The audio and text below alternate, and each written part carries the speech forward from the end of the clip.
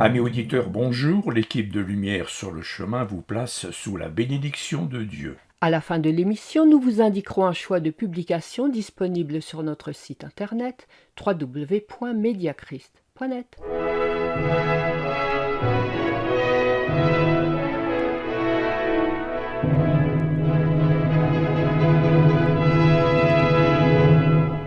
Chers amis auditeurs, notre dernière émission nous a appris que l'apôtre Paul assure une place de concitoyen des saints à chaque chrétien fidèle à la parole divine. Pourquoi tient-il tant à insister sur cette qualification ? Il sait que les enfants de Dieu ont besoin de beaucoup d'encouragement. Il connaît leurs difficultés. Il sait combien d'embûches ils auront à surmonter. Il sait que les moqueurs ne les lâcheront pas. Il sait que le parcours sera long et dangereux. Alors, il veut leur donner tout l'enseignement indispensable, capable de leur procurer la force et l'audace de vivre leur vie avec courage. Les Éphésiens contemporains de Paul n'étaient pas des Juifs, tout comme nous d'ailleurs. À ce titre, ils n'avaient aucune part aux promesses de l'ancienne alliance. Paul leur écrit au chapitre 2 de sa lettre « Souvenez-vous que vous étiez sans Christ, privés du droit de cité en Israël, étrangers aux alliances de la promesse, sans espérance et sans Dieu dans le monde. Mais maintenant, en Jésus-Christ, vous qui étiez jadis éloignés, vous avez été rapprochés par le sang de Christ. Il est venu annoncer la paix à vous qui étiez au loin, et la paix à ceux qui étaient près. Car par lui nous avons les uns et les autres accès auprès du Père, dans un même esprit. » Et il ajoute « Ainsi donc vous n'êtes plus des étrangers, ni des gens du dehors, mais vous êtes concitoyens des saints, gens de la maison de Dieu.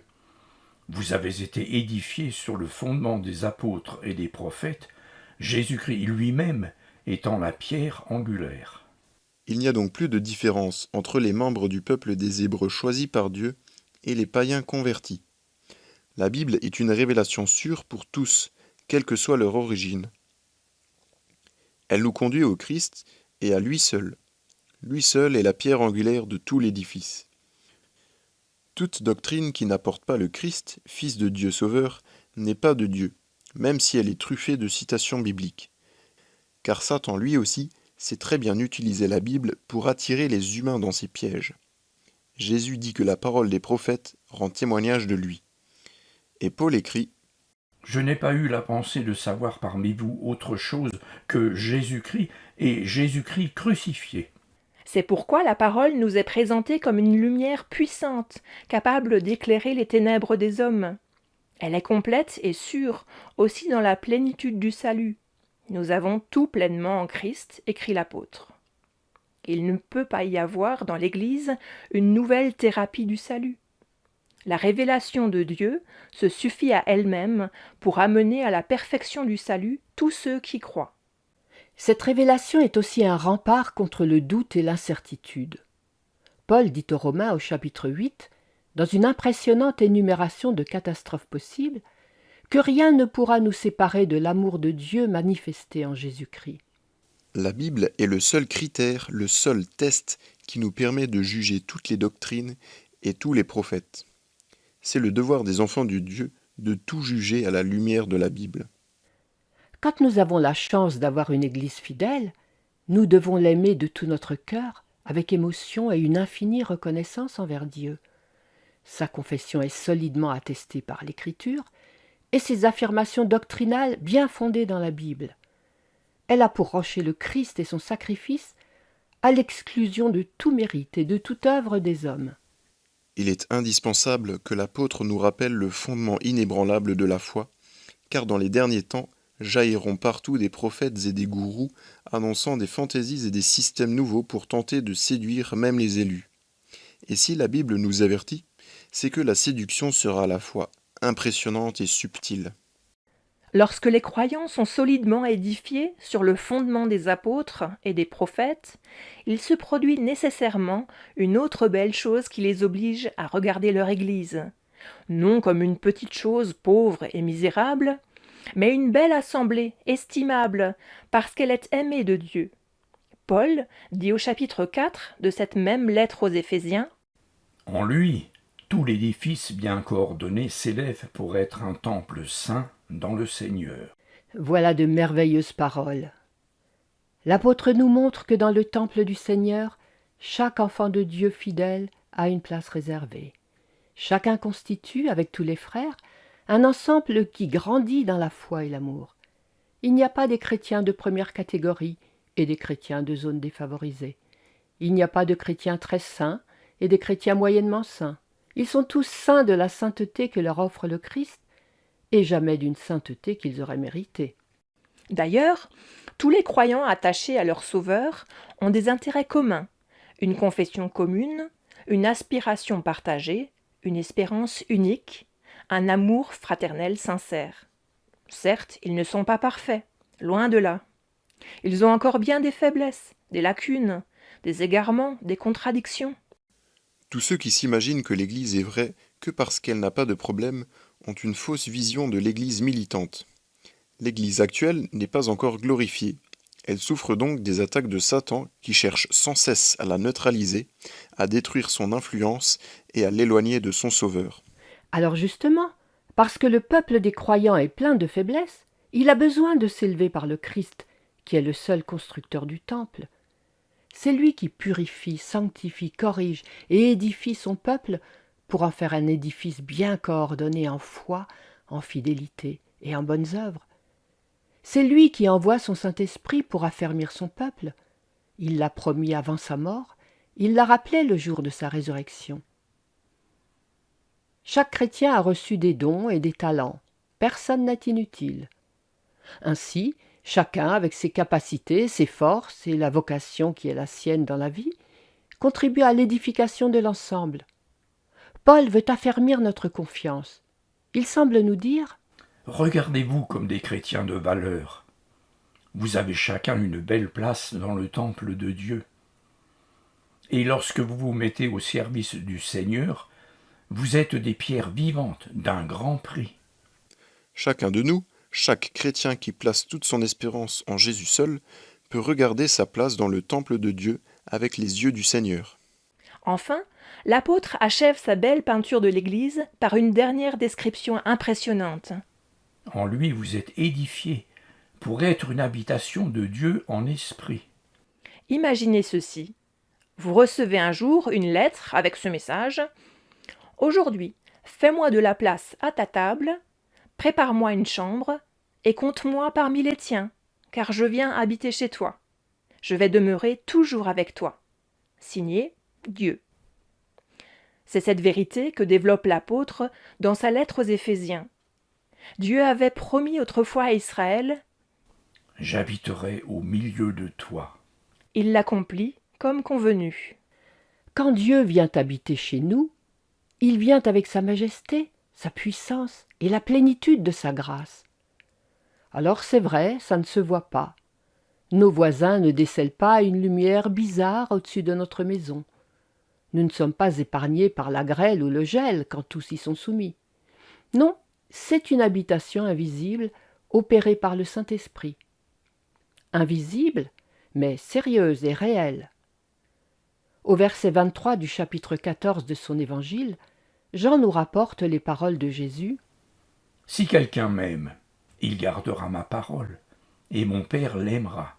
Nous viendrons à lui et nous ferons notre demeure chez lui. » Paul écrit dans sa première lettre aux Corinthiens, chapitre 3, verset 16. « Ne savez-vous pas que vous êtes le temple de Dieu et que l'Esprit de Dieu habite en vous ?»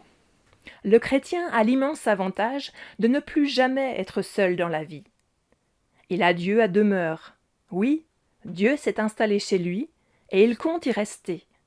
L'Éternel assure à Jérémie : « Ne crains pas, je serai avec toi pour te protéger et te délivrer. » Alors, oui, apprenons à nous regarder avec les yeux de l'esprit, surtout dans les moments de faiblesse, d'épreuve et d'abattement. Il est impossible que Dieu nous délaisse, car nous lui appartenons, et il marche au milieu de nous. Alors, récapitulons maintenant ce que Paul affirme à notre sujet. 1. Nous sommes les gens de la maison de Dieu. 2. Nous avons été édifiés sur le fondement des apôtres et des prophètes, dont Jésus est la pierre angulaire. 3. Nous sommes les pierres d'un édifice bien coordonné. Et 4. Nous sommes l'habitation de Dieu. Alors, chers amis, même si notre troupeau est bien petit, ne craignons rien. Dieu est avec nous. Profitons pleinement de tous nos privilèges en marchant dans la foi, dans l'espérance et dans l'amour, jusqu'au jour où le Seigneur lui-même nous fera entrer dans la Jérusalem céleste. À bientôt.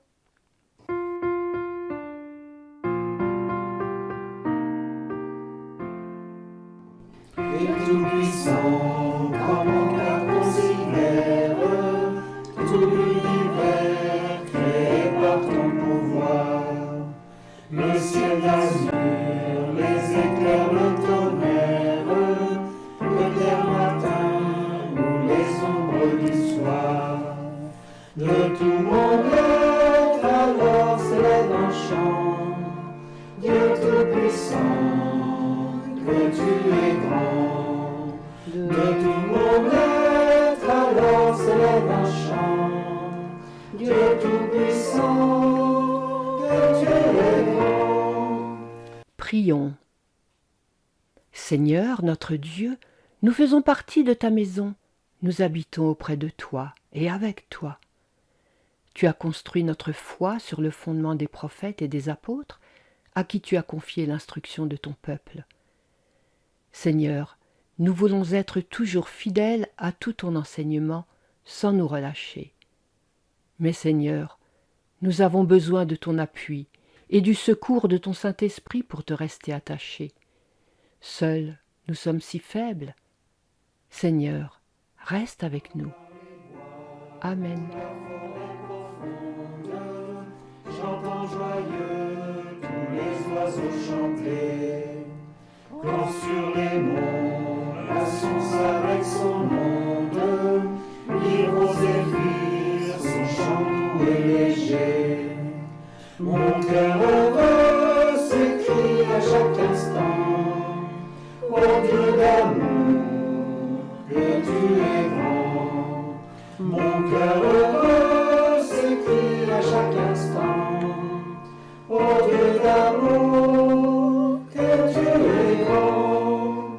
Et quand je songe au sublime mystère, qu'un Dieu si grand a pu penser à moi, que son cher Fils est devenu mon frère, et que je suis l'héritier du grand roi. Alors mon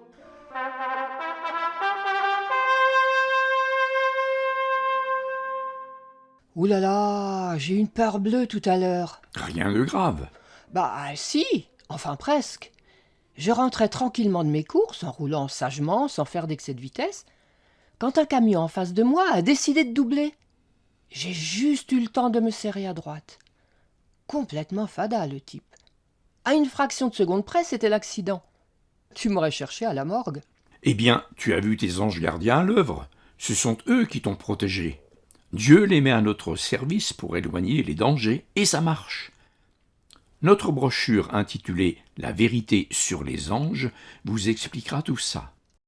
Voici donc la sélection du jour. Demandez à recevoir gratuitement La brochure « Les anges ou notre magazine Amitié luthérienne, » ou notre cours biblique par correspondance. ou demandez les trois. La brochure « Les anges », le magazine Amitié luthérienne et le cours biblique sont gratuits. Adressez-vous à notre site internet www.mediachrist.net. Je répète notre adresse www.mediachrist.net. Vous y trouverez tous ces renseignements, un catalogue de nos publications et bien d'autres informations.